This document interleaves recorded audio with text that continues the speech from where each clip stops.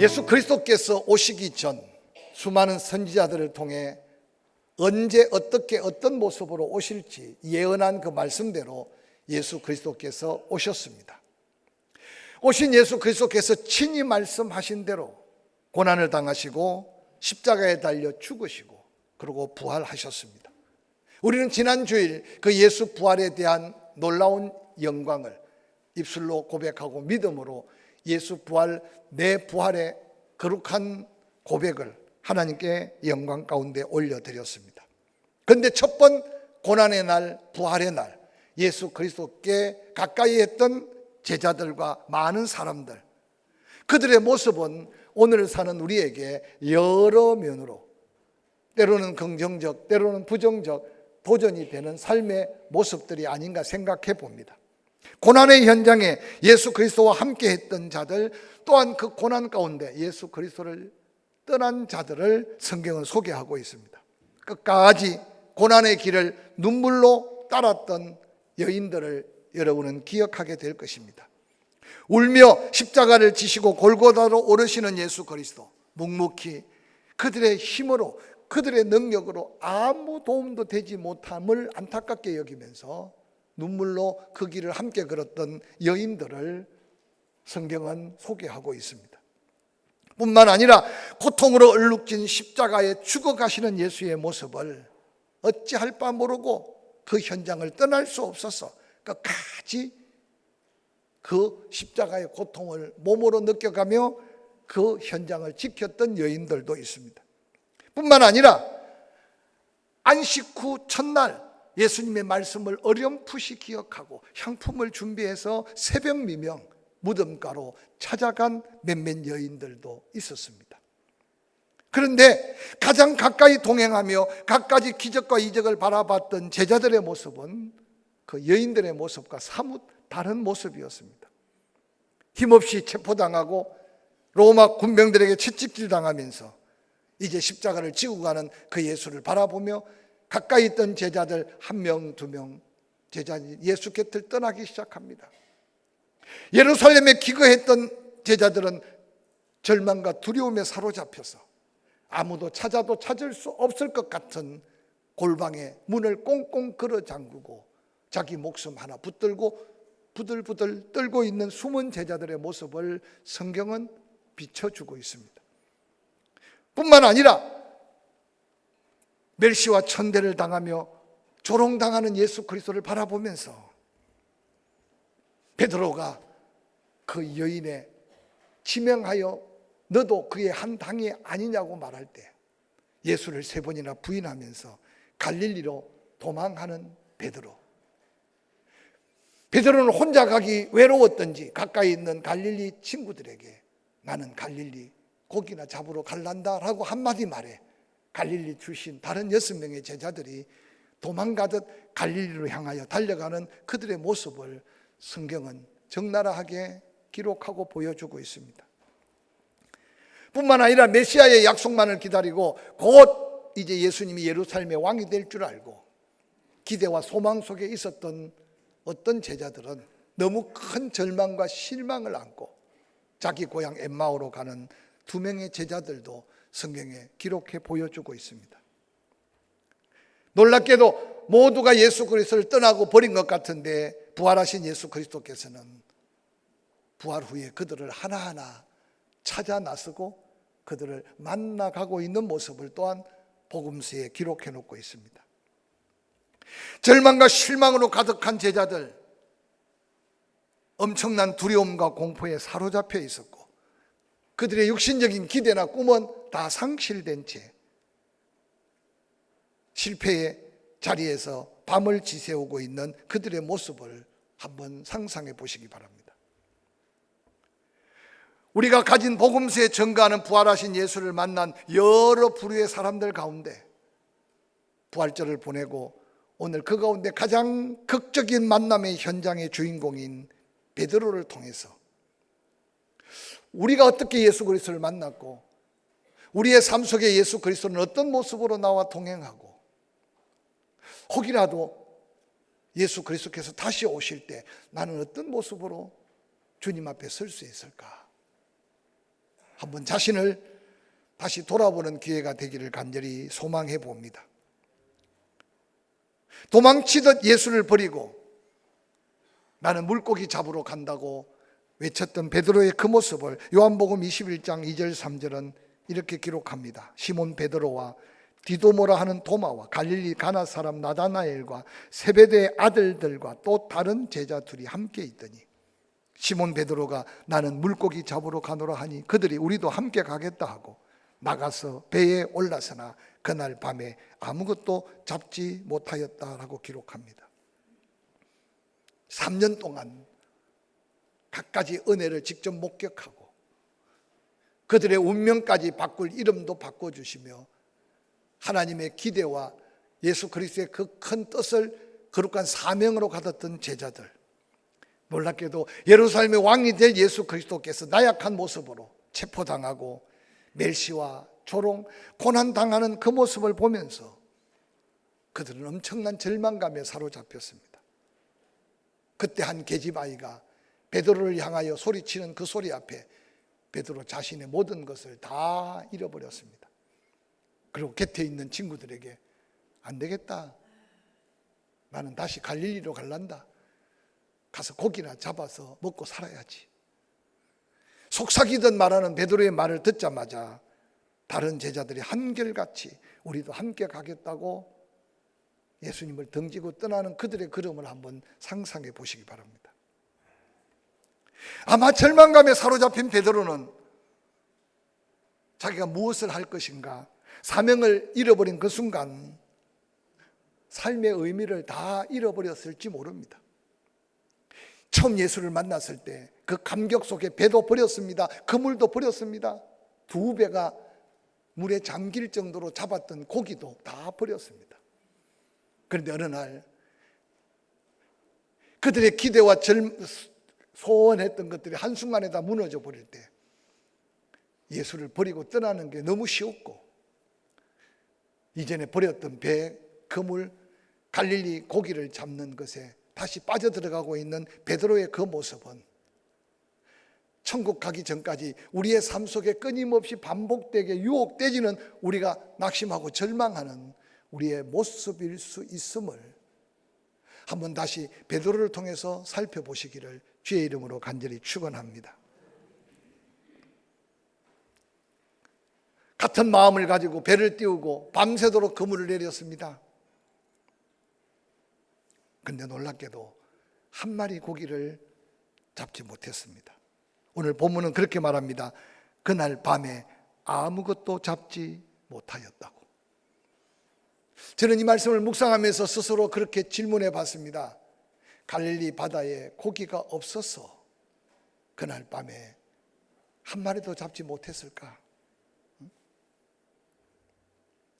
그물을 내리고 또 올리고 그물을 내리고 또 올릴 때 빈 그물을 볼 때 아마 제자들 가운데 이전에 고기 잡다가 만난 예수, 베드로의 마음은 이상한 분위기를 느끼지 않았을까 생각도 해봅니다.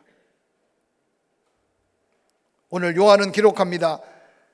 한 마리도 잡지 못하고 밤을 꼴박 새워가며 이제 새벽이 다가온 그 새벽에 어둑해서 사람의 형체는 보이지 않고 갈릴리에 습기 많은 낮은 안개가 바닷가를 다 메우고 있는데 어디에선가 음성이 들립니다. 요한복음 21장 5절에 얘들아 고기를 잡았냐? 그런데 그 소리를 듣자마자 누군가가 대답합니다. 한 마리도 잡지 못했습니다. 고기가 없습니다. 오늘 예수 그리스도께서는 그들을 버리고 떠난 갈릴리까지 찾아오셔서 그 제자들을 만남이 성령의 감동으로 요한복음을 기록한 요한은 세 번째 주님이 제자들을 찾아 나선 걸음이라고 소개하고 있습니다.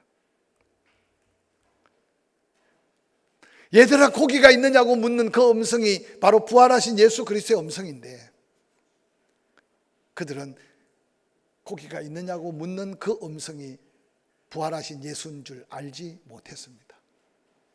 아니 전혀 기대하지 않았습니다.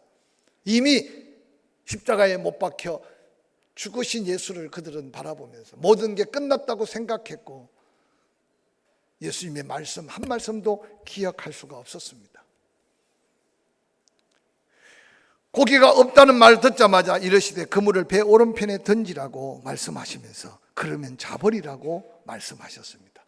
다시 들려온 사랑과 자비가 많으신 예수님의 음성. 성경은 기록합니다. 요한복음 21장 6절에 이에 던졌더니 물고기가 많아 그물을 들 수 없었더라. 상상해 보세요. 밤새도록 그물을 내리고 올렸는데 한 마리 잡지 못했는데 새벽에 들려온 그 음성, 배 오른편에 그물을 내리고 있는 제자들의 마음을 상상해 보시기 바랍니다.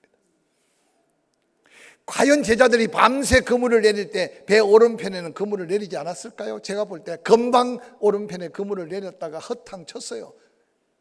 그런데 왠지 모르게 인자한 그 음성에 자신들도 모르게 배 오른편에 그물을 내립니다. 베드로는 처음 만났을 때 믿음이 필요했기에 깊은 데까지 배를 젓고 가는 수고가 필요했고 깊은 데 노를 저어가면서 끊임없이 예수 그리스도의 말씀 앞에 자기를 굴복시키고 자신을 내려놓고 그러고는 베드로가 고백하기를 밤이 맞도록 수고했지만 얻은 것이 없습니다. 당신의 말씀에 의지하여 내가 그물을 내립니다라고 고백했던 것은 예수 그리스도께서 베드로의 그 자기 부인 베드로의 그 자기를 내려놓고 말씀에 순종한, 아니 어떤 면에서 베드로는 깊은 데 고기가 잡히지 않는 줄 알면서도 고기 잡으려고 그물을 내렸던 게 아니라 예수님의 말씀에 순종하기 위해 그물을 내렸던 그 고백이 베드로의 삶에 지울 수 없는 은혜의 순간 아니겠습니까? 그런데 오늘 본문의 제자들은요, 마음도 절망 속에 지쳐 있지만 육신도 지쳐 있어. 이제 깊은 데로 갈 여유도 없어. 그래서 아마 주님께서 사랑으로 그들을 배려한 모습이 오른편에 그물을 내리라고 하신 것이 분명할 겁니다. 조금 전까지 오른편 왼편 앞뒤 할 것 없이 그물을 내리고 또 올리고 헛땅쳤는데 그 말씀을 듣자마자 오른편에 그물을 내렸는데 놀랍게도 고기 잡는데 잔뼈가 굵었던 베드로와 그의 친구들 그물을 끌어올릴 수가 없을 정도로 고기가 잡혔어요. 그때 누군가가, 아니 오늘 본문의 저자 요한이 주님이시다라는 음성이 들려온 거예요. 주님이시다. 안개에 사로잡히고 아직도 해가 뜨지 않은 새벽녘 어둠이 마지막 잡혀 있을 때 형상은 볼 수 없었는데 음성을 들어도 그들은 몰랐는데, 아니 기대하지 않았는데 기적의 그물에 고기를 잡힌 것을 보고 주님이시다라고 외치는 말에 성경은 그렇게 기록합니다. 베드로가 벗고 있다가 주님이시라 하는 말을 듣고 겉옷을 두른 후에 바다로 뛰어내렸더라. 저는 이 본문의 말씀을 묵상하면서요, 어떻든 그 친구까지 이끌고 고기 잡는데 앞장섰던 사람이 베드로 아닙니까? 얼마나 고기가 안 잡히고 핫딱지가 났으면 옷을 다 벗어 제끼고 여름 받을 대로 받고 예수 버렸다고, 아니 예수와 함께 하지 않는다고, 아니 내가 버린 배를 다시 찾았다고 고기가 안 잡혀? 갈릴리에 고기가 없단 말이야. 아마 베드로는 끊임없이 고기를 잡기 위해 몸부림쳤는데 부활하신 예수님 말씀 한마디에 기적의 고기를 잡으면서 베드로는 엄청난 감격을 느꼈을 겁니다. 여러분, 물에 뛰어들려면 입었던 옷도 벗고 뛰어들어야 헤엄이라도 칠 수 있는데 베드로는 주님이시라는 그 말을 듣자마자 순간 겉옷을 챙겨 입고 약 90m 가까이 떨어진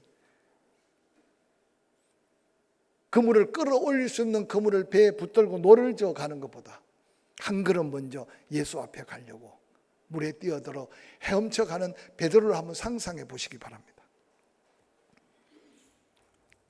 지친 제자들, 예수님은 이미 그곳에 떡을 굽고 또 잡은 고기가 그저 기적의 고기는 먹을 수 없는 고기가 아니라 그 생선 몇 마리를 더 가져오라 해서 굽고 그리고 아침을 먹고 있습니다.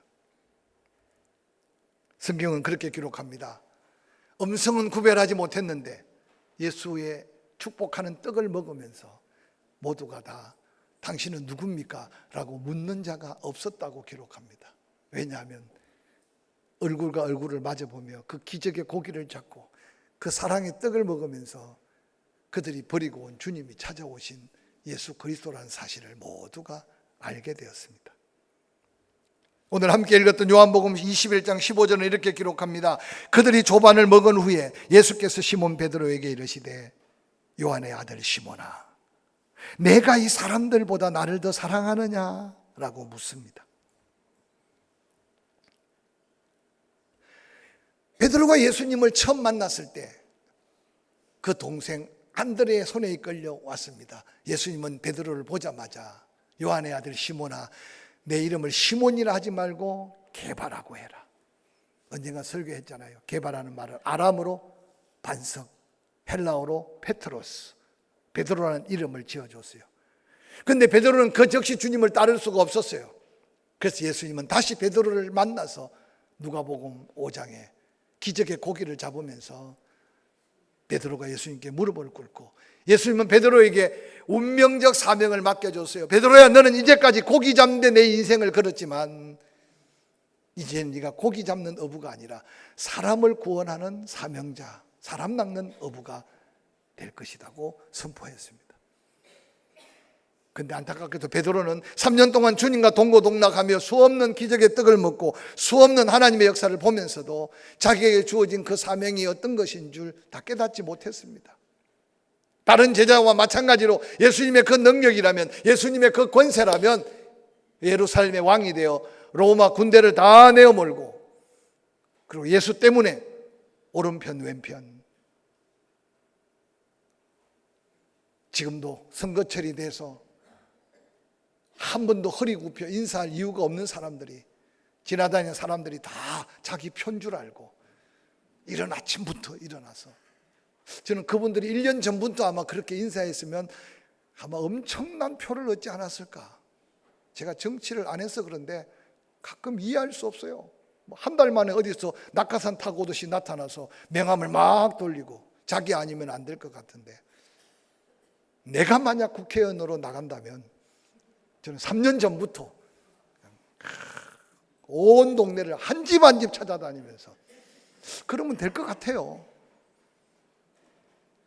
선거라는 게 이상합니다. 오늘 여러분, 정치하는 사람들이 이 베드로의 모습을 좀 살펴봐야 돼. 내가 뭔가 하면 될 것 같아서, 아니 될 것 같으니까 돈 쓰고 시간 내버리고 저렇게 써서 아무도 모르는데도 인사하고 있죠. 이게 삶의 잘못된 방향을 가는 인생의 모습이에요.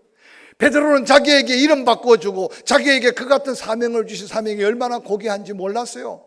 자기 생각 속에 살았어요. 예수님이 왕이 되면 오른편 왼편, 무슨 권세를 가질까, 그게 제자들이 3년 동안 따라다니면서 마음에 담고 있는 생각이었어요. 마지막 십자가를 달려 죽어갔지만 그들의 마음에 절망감만 사로잡혔지 예수 그리스도의 십자가의 사랑을 깨닫지 못했습니다. 그런데 부활하신 예수님이 베드로를 다시 찾아오셨어요. 저는 이 말씀을 읽을 때마다요, 예수님도 육을 입은 사람인데 한마디라도 그렇게, 야 어떻게 그럴 수 있냐, 어떻게 그렇게 마음이 바뀔 수 있냐, 그래서 한마디 따져 묻기라도 할 텐데, 오늘 본문의 말씀을 보세요. 그 많은 제자들 중에 베드로에게 시선을 고정하신 예수님이 베드로라고 이름을 갈아줬는데 아직 그 은혜를 잊고 그 사명을 가져도 여전히 베드로가 아니야 시몬이야. 그래서 예수님도 요한의 아들 시몬아, 그 같은 사랑을 받고 그 같은 은혜를 잊고도 아직 너는 여전히 시몬이구나. 그러면서 베드로의 마음을 어루만지고 있습니다. 네가 나를 사랑하느냐. 우리나라 말도 네가 나를 사랑하느냐, 영어도 Do you love me? 그런데 예수님이 고백하는, 묻고 있는 질문 속에는요, 우리가 생각하고 있는 그런 사랑의 모습이 아닙니다. 예수님이 베드로에게 직접 물었던 네가 나를 사랑하느냐고 묻는다면 Do you love 아니고 Do you agape me? 내가 너를 아가페 사랑으로, 하나님의 그 큰 사랑으로 사랑했는데 내가 너에게 기대하는 것은 그 사랑을 깨닫고 그 사랑을 믿고 그 사랑의 감동 속에 너도 나를 아가페 사랑으로 사랑하기를 원한다 라고 예수님이 지금 베드로를 만나서 묻고 있어요. 근데 베드로는 놀랍게도 말하기 쉽게 아가페유, 내가 아가페 사랑으로 당신을 사랑합니다 라고 말했으면 끝날 텐데 베드로는 계속 두 번, 세 번 예수님이 아가페 사랑으로 사랑하느냐고 묻고 있는데도 베드로는 I phileo me, I phileo you, 내가 당신을 인간 대 인간의 사랑, 친한 형제 간의 사랑, 육신의 인간관계 사랑, 관계 속의 사랑을 사랑합니다고 고백하고 있어요. 두 번째 물어도 똑같이 베드로는 아가페 사랑으로 사랑하느냐고 묻고 있는 예수님께 나는 필레오로, 우정적인 사랑으로, 관계 속의 사랑으로 당신을 사랑하고 있습니다 라고 대답합니다. 그런데 오늘 본문의 말씀을 보면 예수님이 그 연약한 베드로, 아가페 사랑으로 고백하지 못하는 그에게 부활하신 나를 보고도 아가페 사랑을 모르느냐, 십자가에 너를 위해 죽었는데 그 사랑을 모르느냐고 책망하기보다는 예수님은 기대하는 사랑의 고백을 못하는 베드로에게 내 어린 양을 먹이라 라고 말씀하십니다. 우연히 지나치는 말씀 같지만 여기 어린 양이라고 표현한 어린 양은 헬라어로 아리온이라는 양입니다. 아리온. 이 아리온이라는 양은요, 엄마 뱃속에서부터 막 갓 태어난 어린 양, 스스로 걷지도 못하고 스스로 젖을 찾아 빨지도 못하는 어린 양. 예수님이 기대하는 사랑과 고백을 못하고 있는 베드로에게 왜 예수님은 책망보다도, 왜 예수님은 그 사랑의 깊이를 다시 묻기보다도 베드로에게 내 어린 양을 먹이라고 말했을까? 오늘 갈릴리 바닷가에 예수님이 베드로를 찾아온 것은 책망하고 나무라고 베드로의 부족함을 지적하기 위함이 아니라 베드로를 보듬어 안고 그 낙심하고 절망한 마음을 사랑의 손길로 쓰다듬고 있는 예수님의 사랑을 오늘 본문에서 한번 느낄 수 있기를 주의 이름으로 간절히 축원합니다. 베드로야, 내가 사람 낚는 어부, 영혼을 구원하는 사명 준 걸 네가 잊어버린지 몰라도 나는 여전히 너에게 기대한다.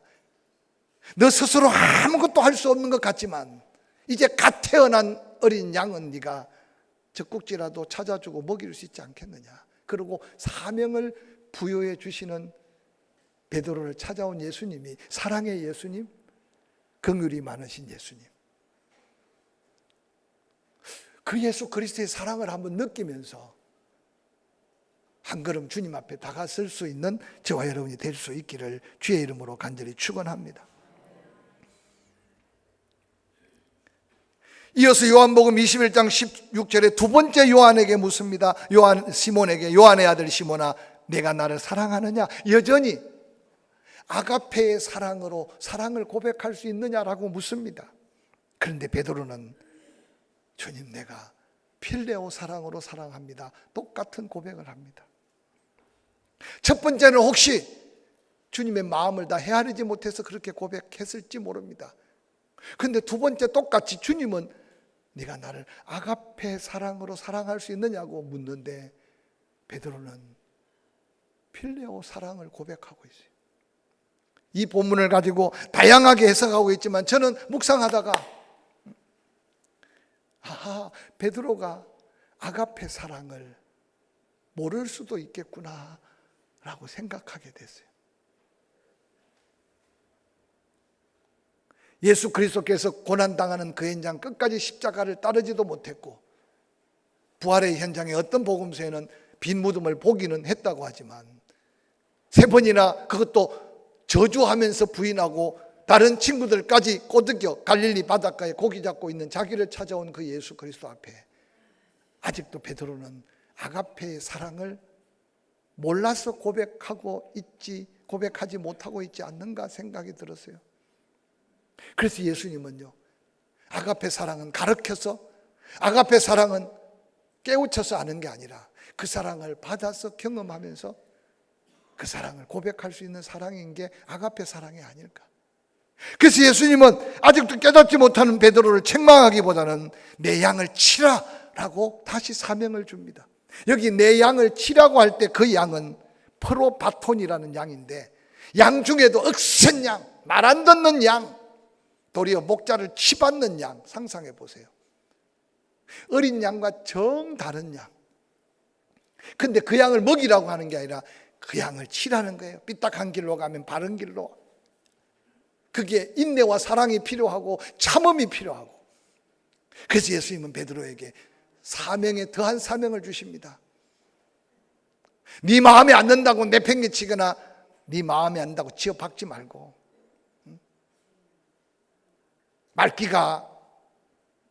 말귀를 못 알아듣고 갈 길로 가는 양이지만 막대기로 그 양을 바로 치라고 하는 겁니다.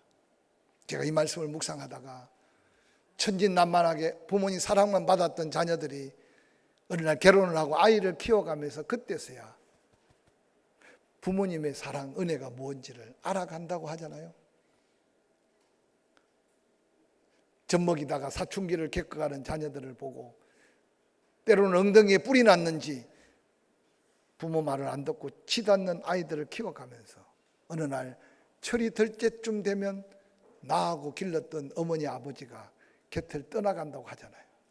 그래서 옛날 어른들은 철나면 부모님이 떠나간다고 아쉬움과 안타까움의 말을 남기기도 하셨잖아요. 오늘 베드로가 젊어서는 네 쪼대로 네 하고 싶은 대로 네 기분대로 살았지만 사명에 붙들려 늙어지면 너는 손을 벌리고 있고 네 허리띠를 누군가가 묶고 난 다음 너를 데리고 갈 것이다. 예수 그리스도는 베드로가 어떤 삶을 살고 어떻게 고난을 당하고 마지막 어떻게 죽으실지 알았기 때문에 책망보다는 위로, 책망보다는 그를 싸매어서 하나님의 사람답게 제자로 세워가는 예수님의 그 아름다운 사랑이 오늘 베드로를 찾아온 예수님의 모습인 걸 기억하시기를 주의 이름으로 간절히 축원합니다. 신앙생활을 하면서 여러분, 우리 안에 아가페의 사랑을 빨리 경험해서 손이 없는 주님께서 우리의 사랑의 손길이 필요한 곳에 어루만져주고, 사람의 말로 표현할 수 없는 예수님이 나의 따뜻한 말로 상처 입은 영혼들을 위로해주고, 그래서 찾아가서 얼굴만 봐도 곁길로 갈 사람이 길이요 진리요 생명 대신 예수만을 바라보는 믿음 안에 서게 되는 그 은혜의 통로가 내 양을 치라고 하시는 더한 사명 앞에 베드로의 순종의 삶이 우리가 주님을 따라가는 삶이 되기를 주의 이름으로 간절히 축원합니다. 본문 요한복음 21장 17절에 세 번째, 요한의 아들 시몬아 내가 나를 사랑하느냐고 묻습니다. 베드로가 세 번째 사랑하느냐고 물으니 마음에 근심이 가득했습니다. 무슨 근심이었을까요? 저는 두 가지가 생각납니다. 대제사장의 뜰에서 세 번이나 부인했던 자신의 지난날 부끄러운 모습이 생각나지 않았겠습니까? 또한 주님이 그렇게 아가페의 사랑을 물으시는데 그 사랑을 고백하지 못하는 베드로의 자신의 연약함을 아마 안타깝게 여긴 마음일 수도 있을 겁니다. 주님, 내가 주님을 사랑하는 줄 주께서 아시지 않습니까? 그때 마지막 주님께서 내 양을 먹이라고 말씀하셨습니다. 부활하신 예수 그리스도를 만난 후 베드로는 다시 배를 버렸고 그물을 버렸고 고기를 버렸고 주님이 요한의 아들 시몬아, 요한의 아들 시몬이나 불렀는데 베드로는 어느 날 아가페 사랑을 체험하고 경험해 가면서 예수님의 사명의 이름 베드로의 삶을 살고 마지막 베드로의 죽음은 초대교회 많은 성도들에게 삶의 감동보다 더한 감동을 주었습니다. 어느 날 로마의 핍박이 가득할 때 잠시 두려워서 로마를 떠나는데 예수님을 길에서 만났습니다. 베드로가 깜짝 놀라 주여 어디로 가시나이까? 네가 버리고 떠나온 로마로 내가 간다. 그때 베드로가 다시 로마로 가서 십자가에 거꾸로 매달려 순교했던 사건은 주님 앞에 네가 나를 사랑하느냐고 할 때 말로 내가 아가페 사랑으로 사랑합니다 고백하지 못했지만 어린 양을 돌보고 그친 양을 돌보고 그 양을 키워가고 세워가면서 예수의 사랑을 그가 깨닫고 마지막 그는 죽음으로 모든 것을 주를 위해 다 드릴 수 있는 아가페의 사랑을 고백하며 살았던 베드로의 삶의 아름다운 흔적이 남은 생에 예수 따라가고 예수 믿어가는 저와 여러분의 삶의 걸음에 향기가 되고 때로는 열매가 되고 때로는 주님을 감동시키는 삶의 헌신이 될 수 있기를 주의 이름으로 간절히 축원합니다.